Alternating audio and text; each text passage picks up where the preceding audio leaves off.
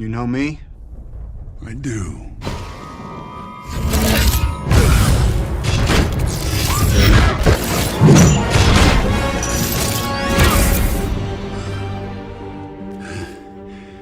All that for a drop of blood. Hi, so this is the 5th installment on my League of Legends series where I pick a champion and I play it for several amount of matches, and at the end of the video I give my final review on the champion. And today we have Master Yi. So my first game on Master Yi was a custom game, and funny enough, the context as to why I was playing a custom game and why I was playing Master Yi was, first of all, I had a friend who was trash talking me and saying that he was a better League of Legends player than me. So we both agreed to go against each other in jungle in a 5v5 private match. And also another irrelevant fact, but pretty interesting to the context of this game. The reason that we had a Fiddlesticks top was because I was the one that was doing the bans on our team, and I didn't realize that it was my turn to pick, so I panicked and I just picked Fiddlesticks, and then the Fiddlesticks ended up trading with me and I got Master Yi. Yi or Warwick? I want to say I would say Yi. Master Yi. I don't think it's gonna let me swap. It might not let me swap.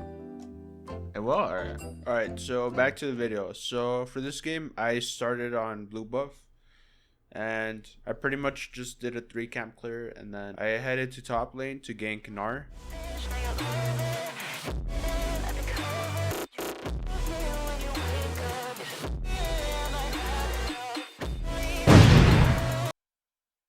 After I killed Gnar, I headed to mid lane to gank the Ezreal. But while I was trying to set up the gank, I didn't realize this, but Poppy came from behind and I ended up dying. Oh! I didn't flash. After I died, I headed back to mid lane and I actually got a kill on the Poppy. She pretty much just gave up.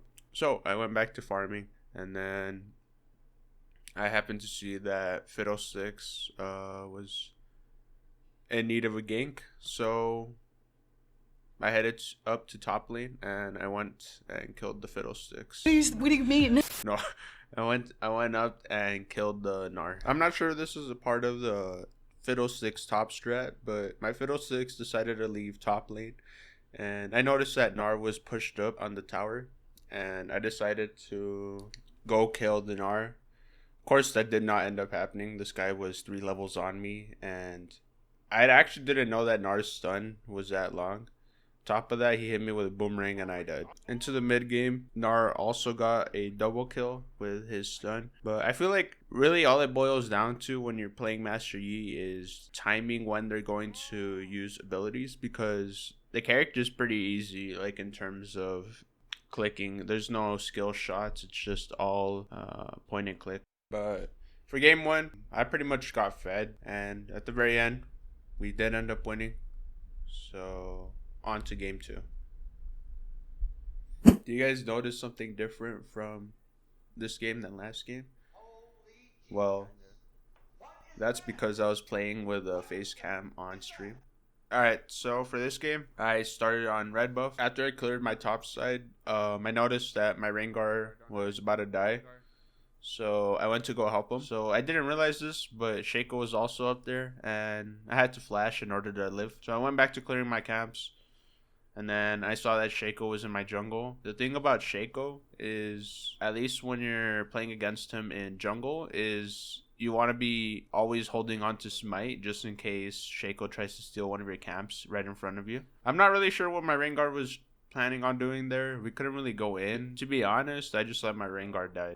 About a minute later, I was pathing bot, and I was about to grab Scuttle Crab, and then I realized Shaco was already on it, and my Nautilus hooked him.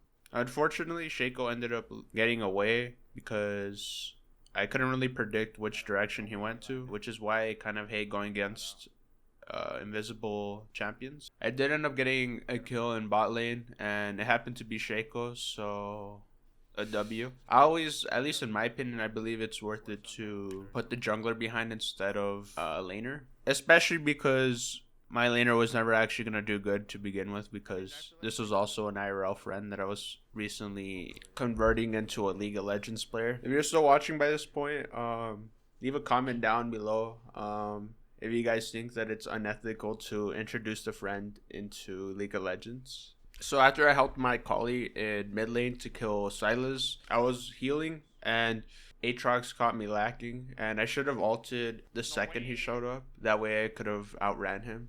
He did end up killing me. So I later avenged myself and I got him back.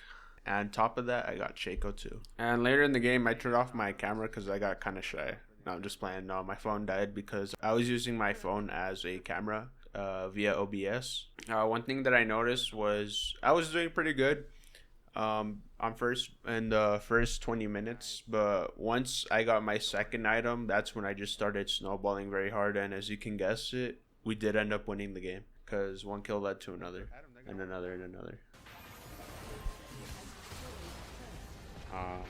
I'm a run in. I'm a run in.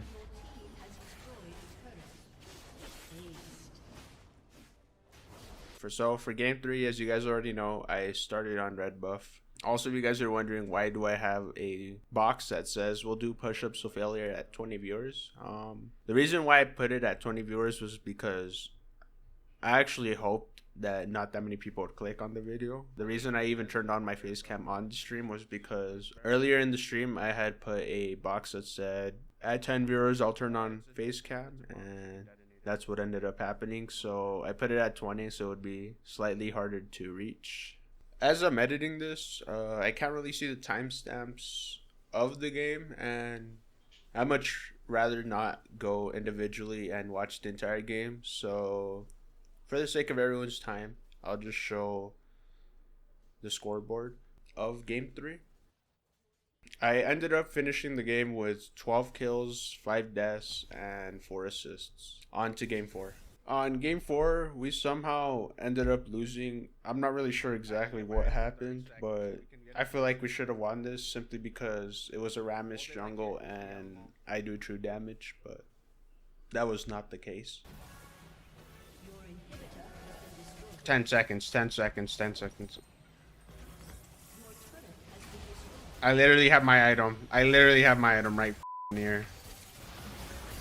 I literally have it. Help! Help! And I try to carry games, but I can't carry the garbage. Like,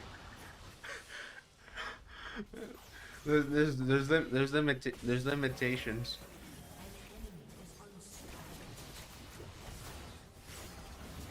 Ironically, Ian's actually doing like the best on our team. For game 5, I immediately went for Scuttle, and then I went to go check Evelyn's bot side, and I saw that she was there.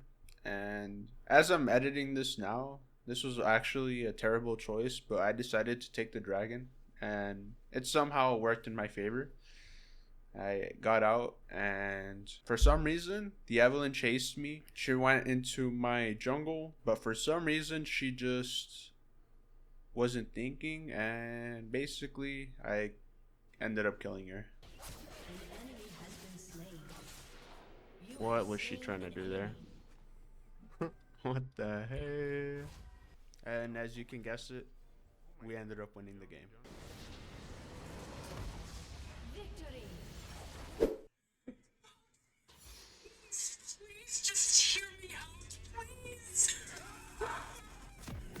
So on game 6, we basically just lost because I failed to do my job as a jungler, and honestly, every lane was losing.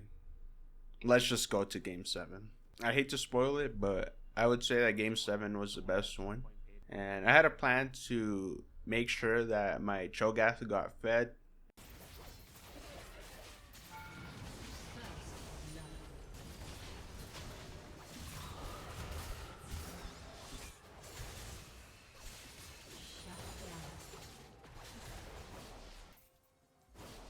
I ignored bot lane and I pretty much focus mainly on top, and I try to gank mid lane at least once. But pretty much the reason I did that, I wanted to make sure that my friends suffered, because they made me also suffer for losing many matches with Master Yi where I tried to carry but I couldn't. So this is my way of paying them back. But we did end up winning the game. And Cho'Gath did end up getting fed. And I might have also soloed Baron. I did end up losing game 8, but to conclude the video, Master Yi is a good champion. He's pretty easy, how I said before. He is point and click. The main thing you need to master is timing and when you should Q, because the difference between a low elo Master Yi versus a high elo Master Yi is it all boils down to when do they cast their Q. But yeah, that's all I have for you guys.